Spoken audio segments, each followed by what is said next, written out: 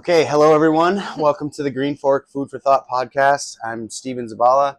Today's guest is Naiya Grec. She is a fitness coach, a nutrition coach. She's a mother. She's the owner of Zest Integrated Fitness and Nutrition. She helps people overcome health obstacles and live their best lives through lifestyle coaching, fitness and nutrition. Yeah. So welcome. Thanks for having me, Stephen. Yeah, absolutely. Thanks for coming on. Yeah. Thank you to Chris Ryan for hooking us up. Yeah, absolutely. Yeah. Thanks, Chris. Yeah.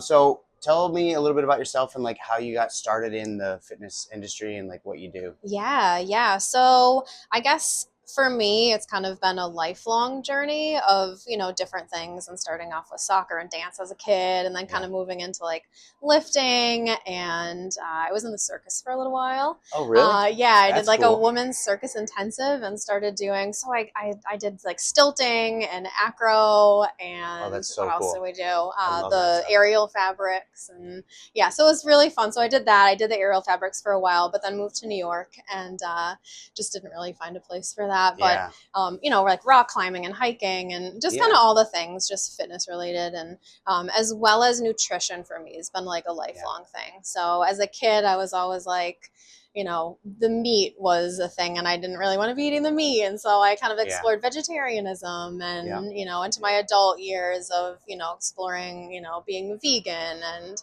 whole foods and just like what feels good to me, and what is my body telling me, and just kind of exploring different ways, of like living and being, and what foods am I buying and putting into my body, and then my daughter's, body, my family's body. So it's kind of been like a lifelong journey. And then I went through and did my personal training certification and nutrition coaching certifications, because I was like, this is something I'd really like to, be doing more as a like occupation. And so that was, I think, in 2022 that I got the CPT. And, since then it's just kind of like a little at a time, like coaching some people on the side, and, started Zest a little over a year ago officially. Cool. So yeah. Nice. It's been That's great. awesome. I want to hear more about the circus. Yeah. Oh yeah. Because I love that stuff. Like, it seems like what like you started out with is like non-traditional, normally people are like track and field or like weightlifting or some sort of sport. And I like that it's like the alternative route, like rock climbing and gymnastics and circus stuff. Yeah. I love yoga a lot. Yeah, yoga as well. Yeah, that's kind of how I got into it, is yoga, and then it kind of transformed into, like, I've always been a fan of that alternative stuff, like kettlebell flow and just different forms of bodyweight movement, animal flow and stuff. So the circus stuff seems like amazing to me. The amount of like core control you have to really be suspended up there. Yeah, you really do. I mean, and I only did like beginner stuff, but it was cool, really fun and engaging, and just something different. And it's always fun to now at this point be like, oh yeah, I joined the circus. I was in the circus. Yeah, that's cool. Yeah. So fun things like that. And you mentioned the kettlebells, so I remember doing like a kettlebell boot camp, in my early 20s, and I was like, I really like this stuff. I like being strong. I like being able to do things. I've always been a physical person. Yeah. Just being able to like, push past, what I think my limits are. And and so that's always been enjoyable for me. So I think just like taking it to the, personal trainer aspect just, brings it a little farther. Yeah. And I can then help other people kind of experience that, and like, what does your body feel like? And, helping other people push past their perceived limits. That's great. That's so great. I love it. It. What's your favorite part about the job? Is it that? Like seeing that? I think for me, it's being able to connect with people and, seeing them as people, and, okay, what are you bringing to the table? What does your life actually look like? This isn't about coaching for me isn't about me telling you the best way to live your life. Sure. It's not me saying, oh, this is going to be the healthiest diet, or this is going to be the healthiest way for you to move. Like, do you enjoy it? Does it feel good in your body? Like, those are so important. And what is your lifestyle actually like? Like, are you working 40, 50 hours a week and like you can't make your own meals? Hey, there's Greenforks. Stephen's there for you. Now, it doesn't look the same for everyone. Not everybody's making home cooked meals, and okay, you're on the road a lot. You have to, eat out. what does that look like? You know, it's not about my perfect, you know, ideal life. It's about how can we make you your healthiest, most vibrant, happiest, energized self. So that is fun. I think, you know, me, myself, I find that challenge to be really fun. Like to take somebody where they're at and kind of put the puzzle pieces together and try to figure out a program that works for them. And then, you know, constantly be changing based on what's happening and stuff. It's like a never ending puzzle that you're trying to solve, you know? It's cool. Absolutely. Like, oh, you have an aging parent, like you need to be able to lift them. Like, let's work on our squats and, you know, like, it's just more practical, like bringing the fitness and nutrition into like real life. What kind of like systems do you use when you coach people? Is it like do you start with like a base plate and then kind of work with that, or like do you do macros or? So mostly like what I've been mostly working with people right now is more of the nutrition aspect of things. And so how I program things is mostly like, okay, let's look at what you're dealing with. Like, what does your life actually look like? And then what has worked for you? What hasn't worked for you? Where do you want to be? Who's this person that you want to be? What kind of habits do you want to form? And then how do we go about doing that in small little bits? It's not like, oh, everything's going to change overnight. We're not looking for, you know, that overnight, like quick pill, basically. It really is. It's about actually making the changes sustainable. And again, it's different for everybody. So it's not, you know, it's not like just one particular program or anything. And I think that's really the important part of it, is just the individualization. And, you know, it takes work. It takes work as a coach. It takes work as, you know, a client. You know, that's just, you have to put in the work and really start becoming aware of yourself, whether it's your body and, you know, what your body is asking you, or, you know, your lifestyle and what kind of choices am I making?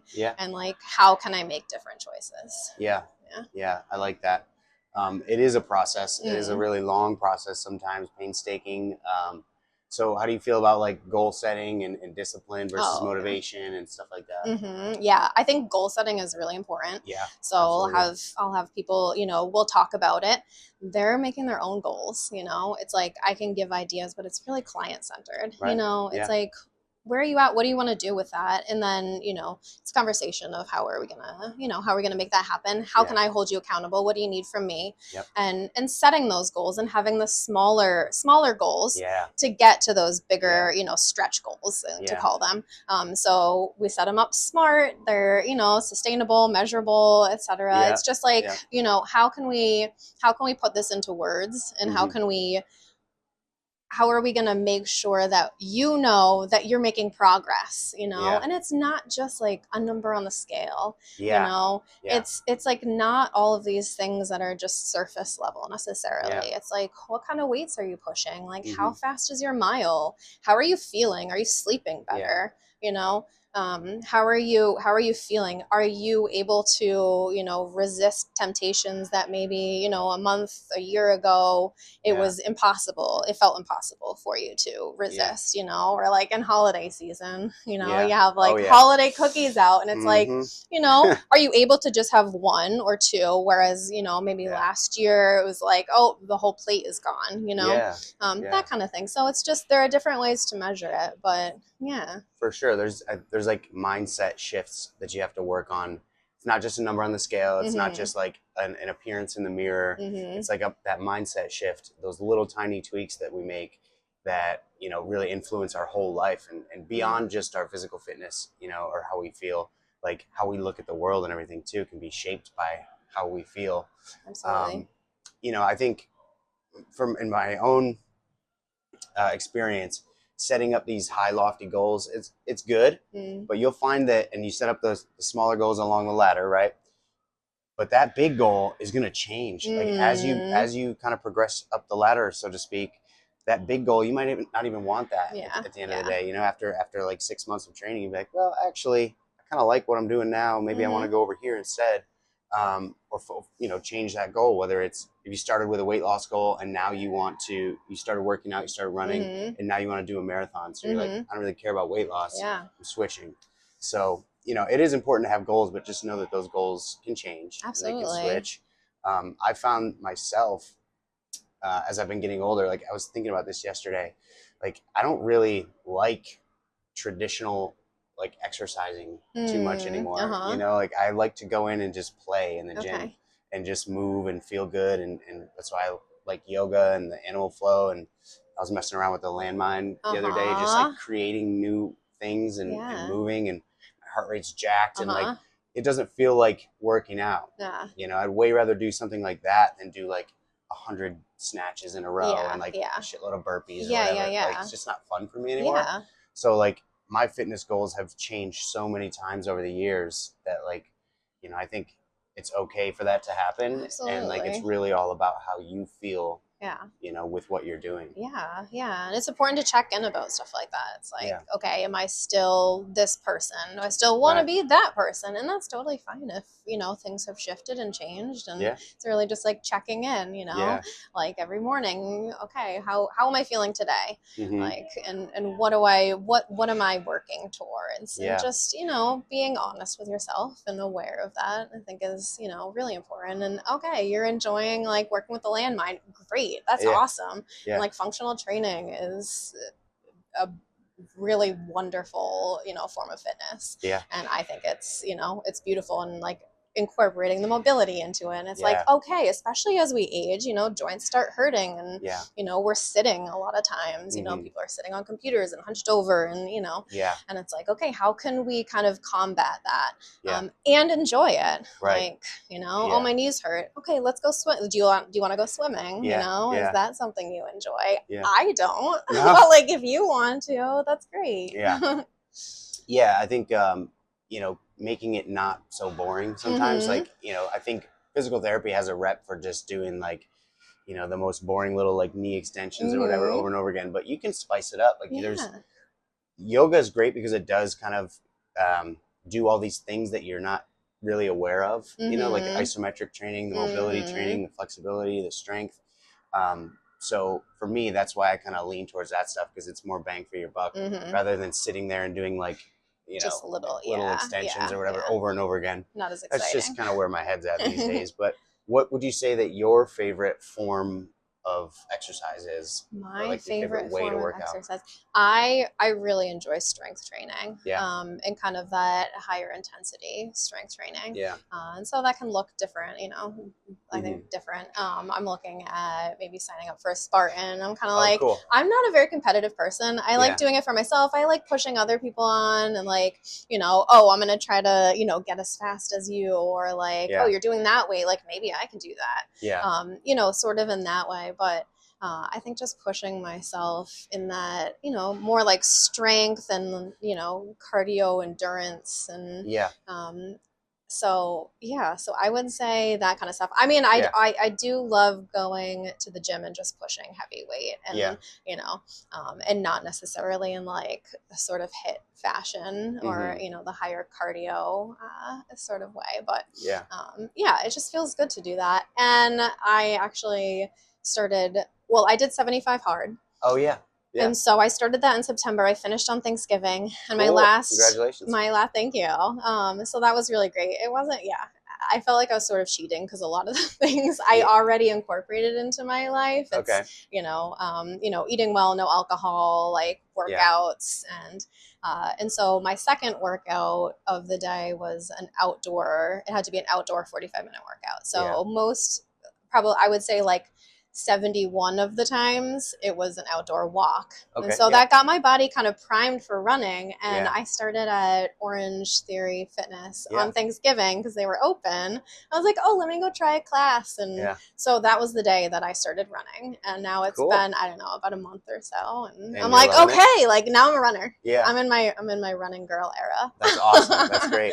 I just did a half marathon in September. Okay. That was so hard. It was the Adirondack Marathon. Okay, so was it, you know, It was hilly? well, okay, so they described it as hills, plural. Mountain? It was one hill. Like, it was The relatively whole flat for time. like maybe 2 or 3 miles. And then Okay. the rest of it was like hill, flat, hill, Oh, flat, geez. hill, flat. Okay. So it was really hard, but Yeah. I beat my time. Good for you. I did sub 2 hours. That was the goal. Nice. And I did like 1:59 and like 45 seconds. Ah, but that. you got Yeah, I it. did. Yeah, I that's got it. awesome. So I enjoy running too. Okay. You know, it's like, it's a mix of things. I think, you know, it seasonally and throughout the Mhm. year, the seasons of my life, like I've gone everywhere from being like a big, strong, like bodybuilder, lifting heavy. I would never say that I was a power lifter. Yeah. But I got injured. And so I Okay. moved back into the yoga stuff and like functional training. Yeah. And, you know, but I think, like you were saying, like you like strength and conditioning, Mhm. a little bit of this, a little bit of that. Now you're running. Like, that's cool. Yeah, yeah.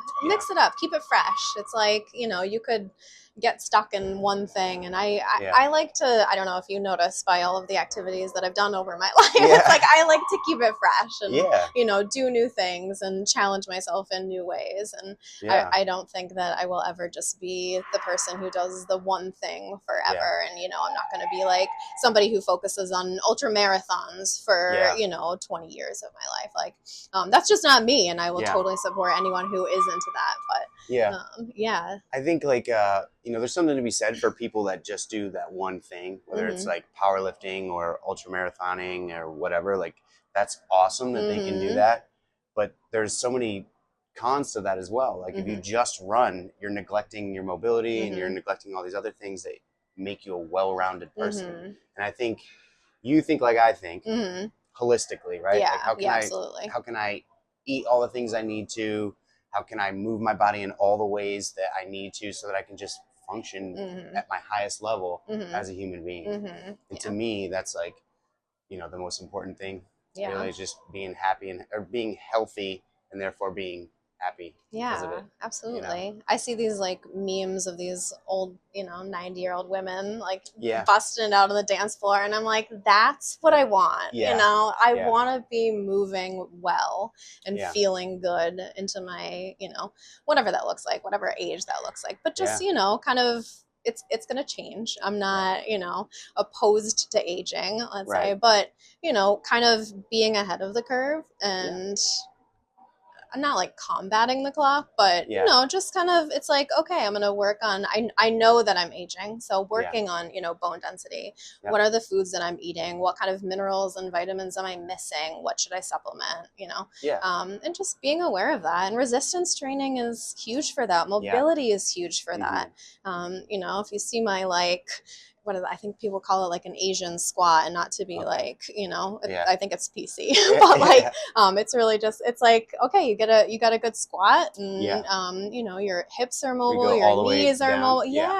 And that, you know, that says something. And a lot of us in our society aren't able to do that. So it's like, okay, maybe, you know, I think I just appreciate and I like putting emphasis on that kind of, you know, stuff. So I think one of the indicators of longevity is just being able to get up and down from the floor, ideally without using your hands. But like, you know, think about that. Like, if you're at a point where you can't get up off the ground once you got there, like that's, you know, you don't want to be there. No, definitely. Have you ever been injured or anything? Like, I tore my hamstring in my early 20s dancing. And then in my teen years, I had really bad knees. And so strength training has really evened me out and just kind of rounded me out. So, I mean, you can see me jumping now, and I'll jump like to the sky. That was never a thing before. And I think, you know, working on the power and working on all of the muscles, because I was a dancer and things just got a little messy in there. And so, you know, it's extreme. Exactly. So just being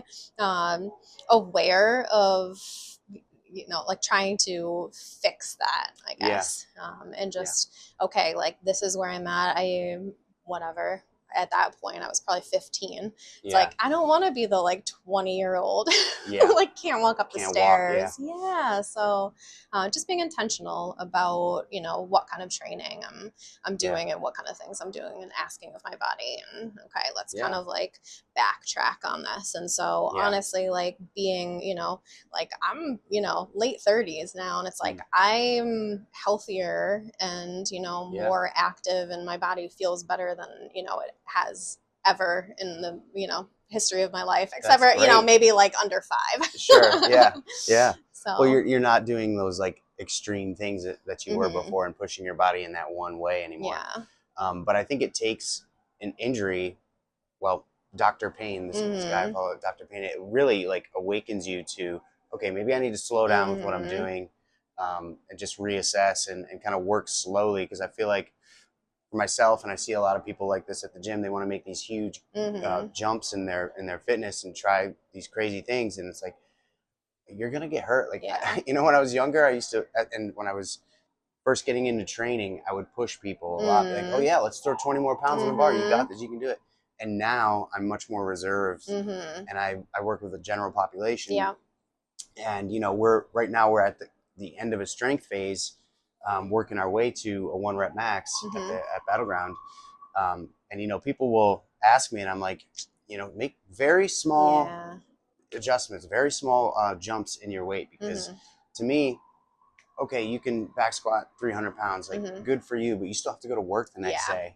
You know, that's the thing. Like, don't push it that hard, man. You're not going up on stage anytime soon or anything like that. Like, you're just, it's cool to know how strong you are, but like, let's not risk injury. And, that's kind of just where my head's been at lately. Yeah, no, absolutely. You know, having been injured myself. Okay. You know? Okay. Yeah. What was your injury like? My low back. Okay. Yeah. That's so common. And especially like in the lifting kind of realm. And I don't know when it happened or deadlifts and then back squats. Yeah. And then once it's a problem, it's kind of always a problem. So I can't really deadlift anymore. Okay. I don't back squat, but I do other things. You know, I do like zercher squats and front racks, and I work my core a lot.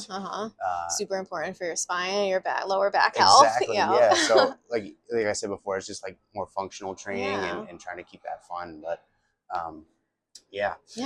so you got your coaching cert in 2022, and you've been just like here and there with it, with like personal training. It's mostly been nutrition coaching, and then doing my own you know, training for myself, and kind of building up programming for, you know, because I do online coaching right now, so building up programming for that, and just kind of finding the time. I do have an 8-year-old, and I homeschool her, so that's awesome. so just like lots of hats, and kind of you know, trying to figure out what that looks like.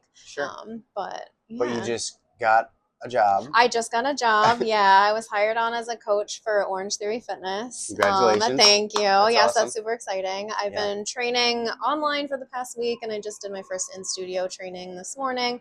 So, you know, on the mic, just trying to figure out, okay, how do we run the class? What are we saying? And, you know, all the things like that. So keeping the energy up, but a little awkward when the room is empty. But I'm super excited about that. So they have you like coach a class to an empty room? Well, right now it's just kind of like, okay, training like what you're going to say on the mic. And so it's just, you know, one of the other trainers and me. And so we'll kind of go through and build on it. So it's fun. And, you know, it'll kind of be over the next month, like, you know, building it up until I coach like a friend family kind of class, and then from there getting on the floor and actually coaching classes. So it's fun. I'm excited about it. I feel like you have the personality for it. Well, thank you. I'm like, I feel like this would be good.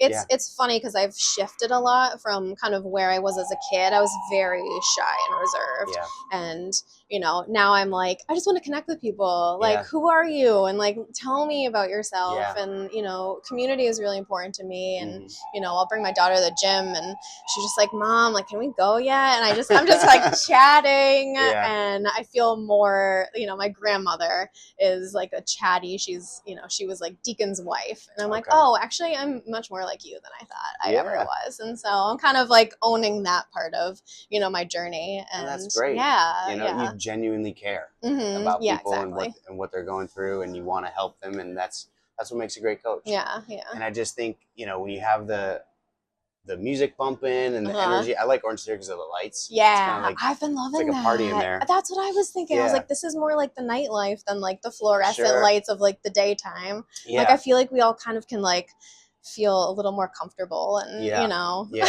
it feels like a club, right? Yeah, exactly. I'll play my music when I coach classes. It's like pretty loud. I mean, compared to some of the other people that train, I put the music way up. What kind of music do you put on? Everything.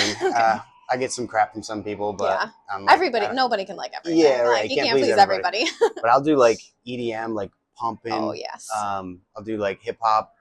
Can't play some of the dirtier stuff. Yeah, no, you got to keep it clean. Clean hip hop, and then like rocks, which sometimes I'll get into the metal, and sometimes it's a little screamy, and people are like, huh? What's going on? Yeah. I'm one of those people. Yeah.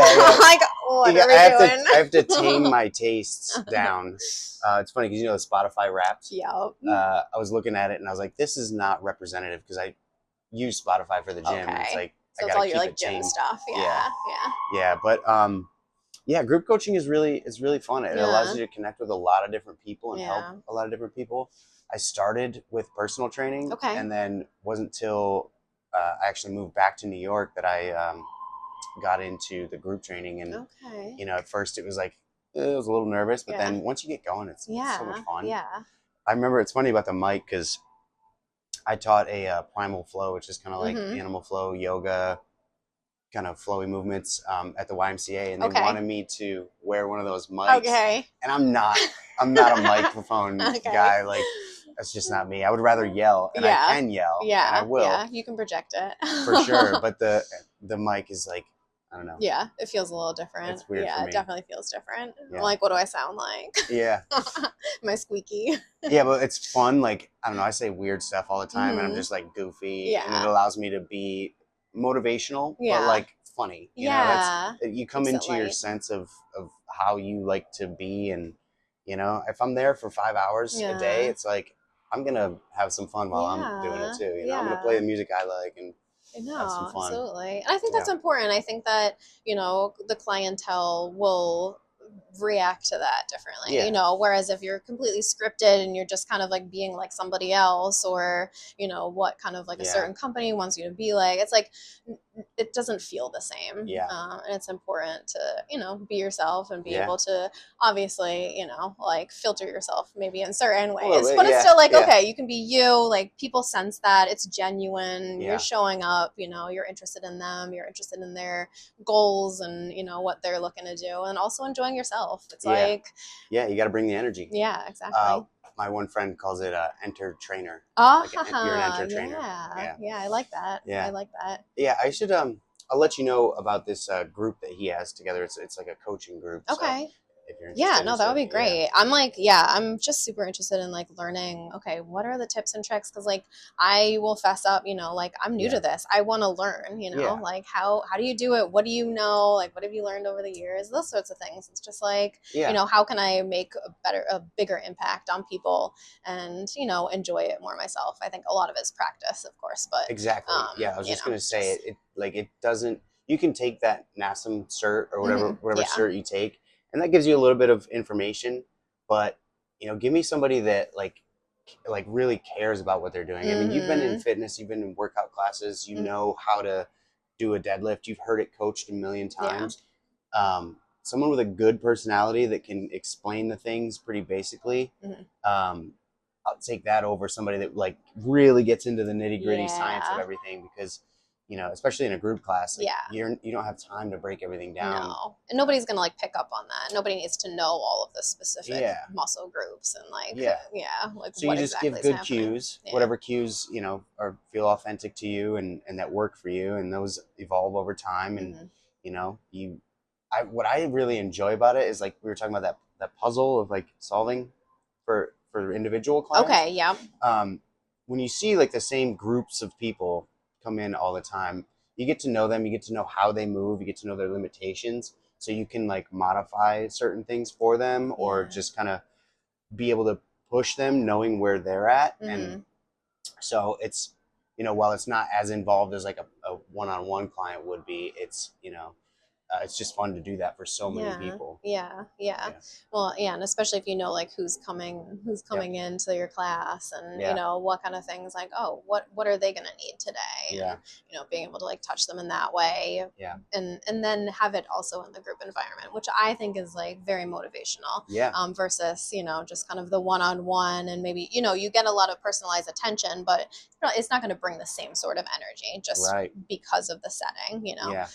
No matter how much you kind of like motivate them and you know, yell in their ear and drill sergeant or whatever they're like, or it's like, it's just not going to have the same sort of feel. But I, you know, and there's, you know, personal, not to like knock, you know, one-on-one personal training, but it's definitely, it's just different, and I think there's a lot of great things that come from that one-on-one as well. So it's I think finding the balance. It's beneficial. I mean, I always tell people, like, if you're going to go into a group setting and you haven't worked out at all, I guess, you know, it is better to go into that group setting with a good trainer that's going to pay attention to you. But it's also really nice to take like 2 months and just do one-on-ones and just learn the basic movements and really get a better understanding before you hop into like high intensity class, you know? Because it's hard for the trainers, the coaches, to really see when you are in a, you know, a full class, and like if somebody just doesn't know, like, how do you do a hinge pattern? Like, you don't know that, you're gonna feel, you know, kind of a little lost, and it's hard for the coach to really be that one-on-one person for you in the group setting. So, and I've also found that, you know, some people, this is not always the case, but some people are a little like, they get embarrassed if I were to go, like, say they're new to a group class.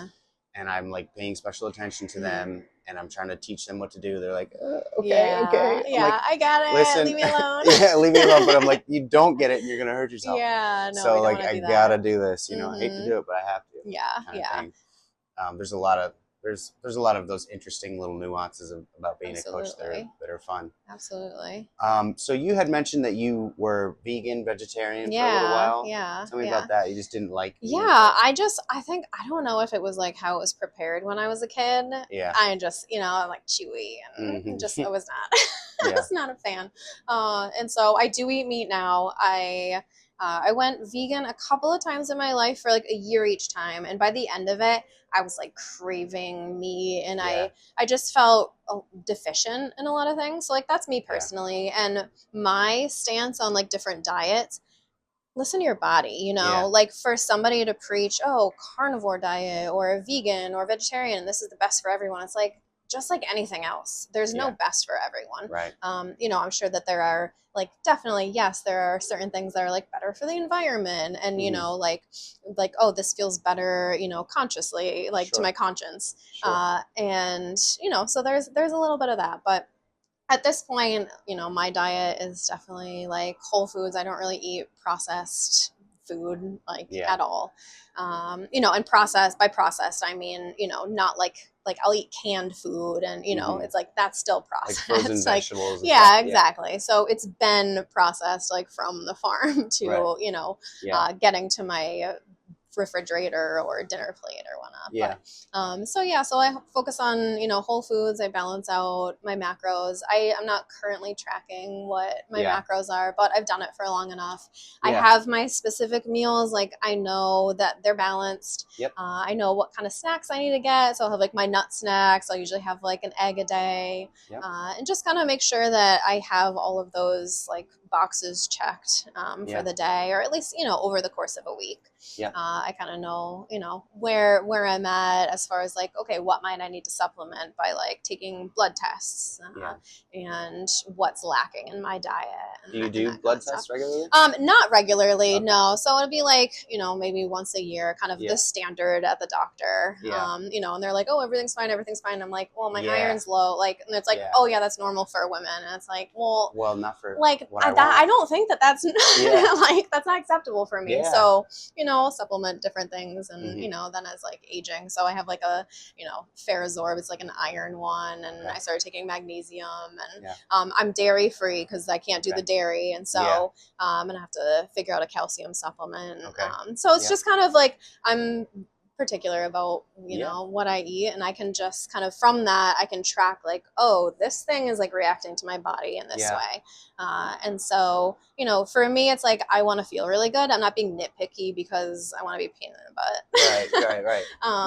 And it's not just, it's not just like for the heck of it. It's like, I want to feel good. Like if I'm eating this product that has gums in it, and like I'm having digestive upset, like I would rather know that and avoid those than like just be like, well, whatever, I'll just, you know, take an antacid. You know, so that's kind of like my dietary overview. And for me it's kind of like a science experiment, I guess. Like it's just like, okay, and sometimes it changes, you know, and you can make choices in that. You know, sometimes I'll have a little scoop of ice cream because like I just want it and I'm making that choice, and like that's fine. So I think that's a great way to do it. But you have so much time and knowledge and stuff, and I think you know, you probably do this with your clients, like you want to get to that level that you're at, but it takes time, right? It does take time. You have to start with knowing what a macro is. You start with education, right? And then,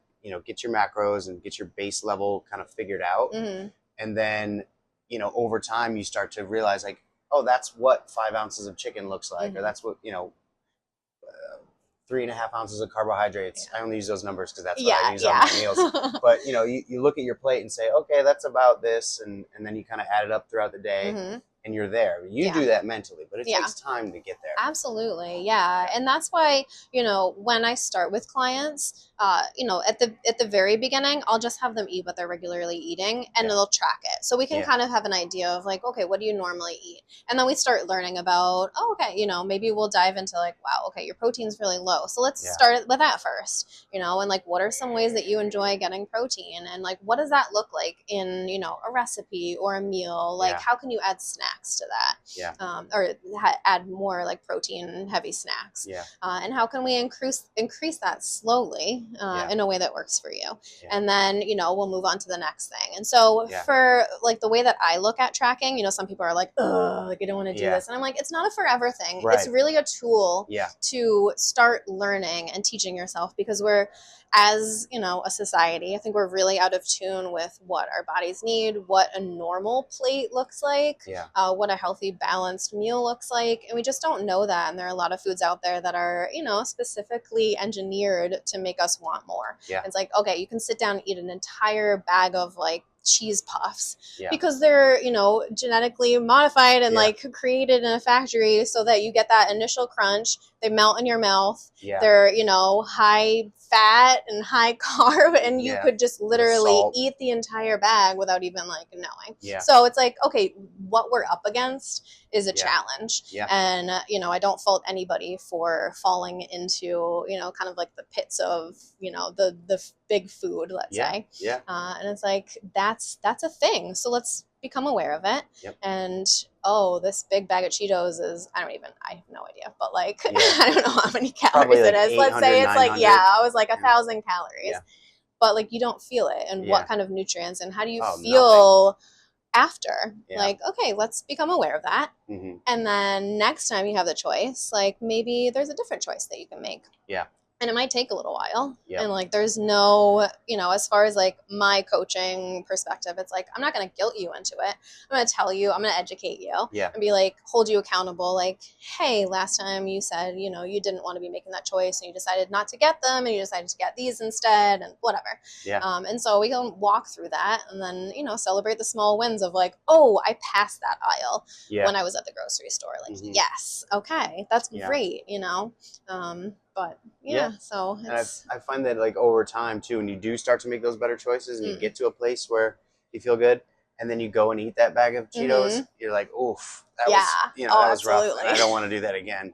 You know, it's like me with the cookies. Like I've been eating pretty good, and then, you know, holiday cookies come around, and I had like 3 or 4, and I'm like, okay, that was good, but then you feel the crash. And I think, you know, a big part of it, I talk with clients, is like, it is the awareness. It's like, you can make that choice and then you have the feedback. And if you need to write it down or tell me about it or like whatever, and then let's change that, you know, loop. And so maybe it's like, you're going to make your own holiday cookies and they're going to be with like, I don't know, pumpkin and some maple syrup, and like you're gonna feel a little better about it.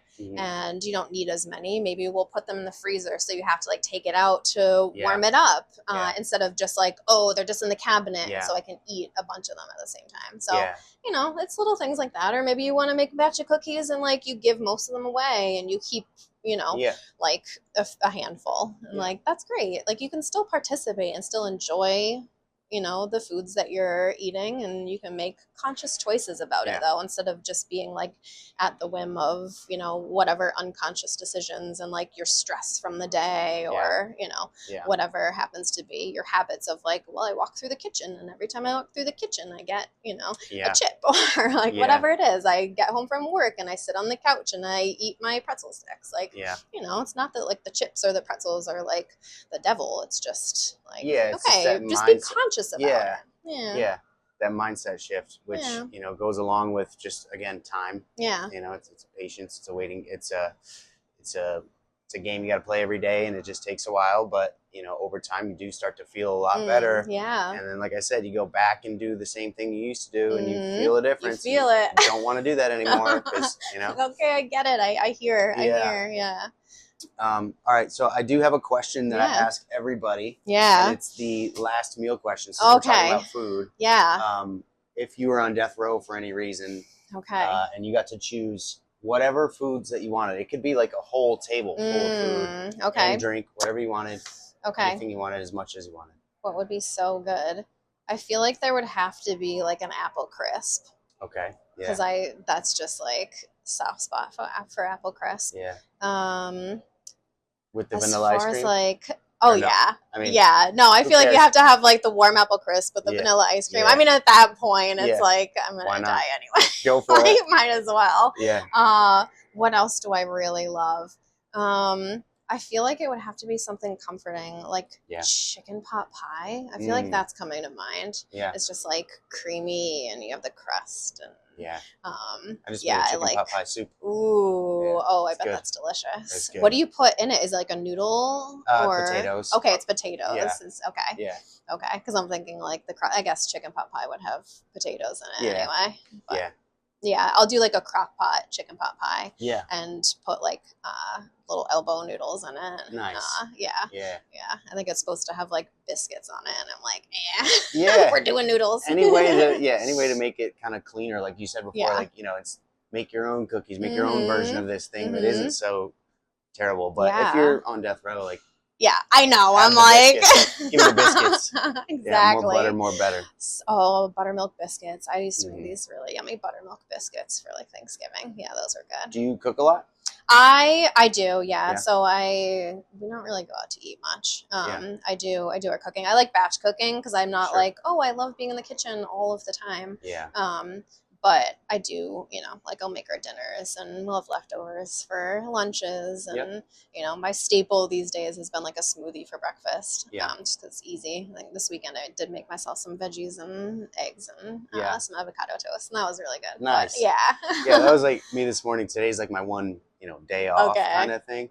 And I just had a slow morning. I made a sausage and egg and cheese breakfast burrito. And just had some coffee and like, was able to sit down. That's rare. I'm usually up and go. Which is why, you know, the meal prep is so important. You know, but I do like to cook. And what other kind of things like does your family like? Do you keep it pretty simple? I try to keep it pretty simple. It's all delicious. Some of our staples are like, I have like a burrito casserole. So I like kind of like one pot meals. Those are my favorites personally. So we'll do like a big skillet. Like I have cast iron skillets. We'll do the slow cooker too. So like that chicken pot pie. We actually had some venison from my partner, somebody from work goes hunting. And so we had some venison. So I made like a venison stew with lentils and veggies and potatoes. And that was really good. Like I make a lentil dal and I'll put like ground usually chicken or turkey in it. Like things like that. There's like a skillet lasagna and everything has like veggies stuck in there. So even if it's like, oh, this is a comfort, like an easy comfort meal, I'll put like spinach and onions and mushrooms in it. We do have between us like 5 kids, mostly like 4 that are more around more often. Yeah. But it's kind of like, okay, we don't like the big mushrooms, so I'm like, okay, food process them, and sneak so them in we'll get anyways. them in there. Yeah, absolutely. I was gonna ask you, do the kids like the veggies? Because my son, he's 17 and he just grew up. Like I'm the same way. Like I'll get creative, but most of the time it's simple. It's proteins, carbs, and vegetables, and like whatever, and I don't think about it too much. It's just like one of his favorite meals is just beef and rice and broccoli. Super simple. And I'll do like a little like Asian sauce with it or whatever. But super simple. And he grew up eating all kinds of different vegetables because it's like, here's what's on the table. That's me. I'm like, I'm no short order chef. Like you're eating dinner. I think I have a little embroidery from my grandma, and it says, "What's for dinner?" Or dinner menu, take it or leave it. Like that's like me. That. Like, sorry, I'm kind of tough on that, but it's like, I don't know, like you're not going to starve, and it's not horrible food. And I try to accommodate if you're really like, oh, I don't like this, like certain thing. Like I get it. I grew up, I hated tomatoes. I hated raw tomatoes. And so it's like, I get it. Like those kind of things happen, and also like, we're all eating this, and kind of like, you just get used to it. And after a while, like, my daughter's really used to it because she's, this is how she's grown up. And, she's like, people will ask her like how she eats, and she's like, yeah, mom cooks really healthy. That's good. But like, it's delicious. Like it doesn't have to be gross and like cardboardy or anything. Like it still tastes really good. I think that's like such a big myth, and I do want to ask you about your biggest myth. But I think it's such a myth that health food has to be like kale smoothies and like, stuff like that. Like kale is actually really good, by the way, but it is really good. I like it. I love a kale salad. You just have to work it. A little massaging. And you got to incorporate some acids and some spices and some good fats, like good olive oil and stuff like that. But like non-calorically, it's not all about butter and heavy cream and stuff and salt and sugar to make things taste good. Like you can really experiment with different spices and it make healthy food taste really good and still be really comforting. That's kind of what I like to do with Greenfork. A lot of my stuff is dairy-free, gluten-free. It's all whole food. I don't use anything processed, except for maybe like, barbecue sauce. Whatever. But and there are barbecue sauces that are like, better than sort of others clean. Too. So I use discretion in that, but all my food is whole food and it tastes great and it's comforting. No, I think it's great. I think it's, we've just gotten out of the habit of, most people don't really learn how to cook as kids. They don't really know how to cook like going into adulthood. It's much more common. We're in such a fast-paced kind of environment where it's like, okay, I'm gonna just order out, and that's the easier thing, and it feels like that's what's possible. But like, taking a step back, it's like, if you just do a little at a time, I always tell people like, okay, let's do one recipe at a time. Put one recipe on your meal plan, learn that recipe, figure it out. It's not, once you get the hang of it and you know it, like it's really not that hard. It takes a little bit of time, but like otherwise you're going to be, calling into this place and going to pick it up, or, there's still time involved in like however and you're money. Acquiring your food. And so it's just kind of like, okay, what are your priorities here? And for some people, the priority is more like, okay, ordering out takes less time and it doesn't really matter to me about the money, and how can I make a wise choice at a going out to a restaurant, because we are going to do that multiple times a week, and it's like, okay, great, let's look at the menu and see like what kind of choices we can make. Pick the best option. Exactly. So just it's a myth. You don't have to use heavy cream and butter and the fattening and stuff. Like there's other recipes out there. Healthy food can taste good. Definitely are. And I feel like too, like once you develop your palate, like we talked about earlier, like, you start with your basics, you learn your macros, you start eating in this way, and then your palate changes. Like you don't want that bag of chips anymore. You'd rather have an apple, or whatever. So I think that's really cool. But so another myth, or rather I'll ask you, like social media is so full of crap, it's like influencers and stuff, and like, my favorite is like the 20-year-old girls that are in really good shape and they're very beautiful and they're giving nutrition advice. And it's like, what do you know about it? Yeah, You know what I mean? yeah. So not trying to be a hater or anything. No, absolutely, But like, absolutely. you know, what would you say are like your least favorite like myth that's out there that you've seen? Yeah. I mean, I think we touched on one of them, which is, specifically like, oh, this diet or this food is going to like fix everything and it's going to be the best one for you. And like, this is the only one. And if you're not doing it, like, and again, whether that's like carnivore or vegan or, paleo or like whatever else there is out there. I think that it's really important for people to know that, it's not going to be just a fix all, if we go gluten free, like it's not necessarily what's for you. Like maybe it is, and that's great, and you can experiment with that. But we're not like the whole quick fix idea. I think really bothers me because not saying that people are lazy. But also, like, sometimes they are. And it's like, we're looking for, like, fix. Who wants to put in work? Like, we want to be comfortable. Our species just likes comfort.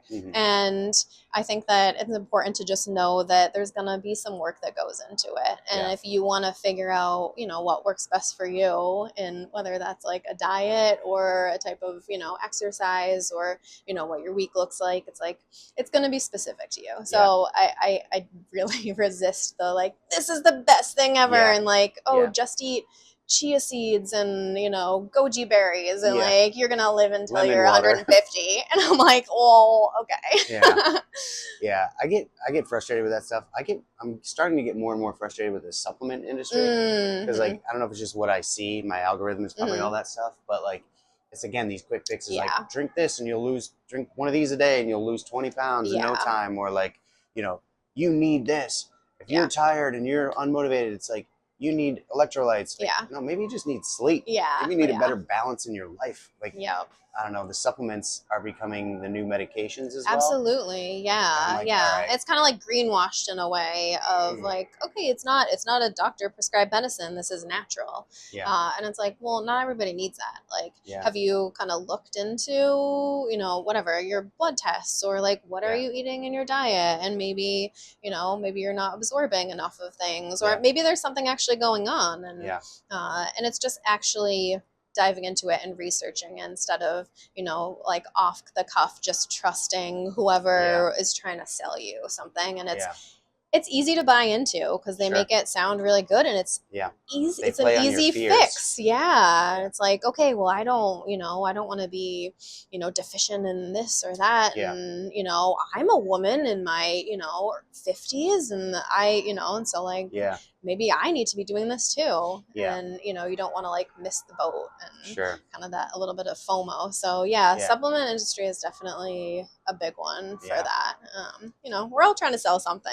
But it's just, it's like, okay, are you genuine? Like, what's the research behind this? I'm very, fully seated and, looking into, the science behind it. Well, and that's how you can tell somebody that actually cares and then somebody who's trying to just sell you something, right? If anybody tries to sell you a quick fix or like, this is the way that we got to do this, don't buy into it, right? Like the real answer is like investigating what that person's life wants to look like and what they're going through, like we just talked about, making a plan and sticking to it, discipline, goal setting, all that. So that's the real answer. There's no quick fix. I think there are a lot of like new things, and whether it's like just sticking on a weighted vest to go for a walk, or it's like, well, also yes, it adds resistance, but like resistance training in different mobile ways is also really important. And like maybe put on, I don't know, it just I don't think it's necessarily like we're all looking for like quick fixes. And I, generalize when I say we, but because it just makes it easier. So I think there's a lot of stuff like that, whether it's like food or supplements or different kinds of like fitness, there'll be like trends and everything. And it's like, oh, it was like the HIIT classes and now it's like high rocks classes and like, what's the like latest, greatest thing. And, it's like, okay, like there's something to that. And I'm sure that, a lot of people enjoy, different parts of it.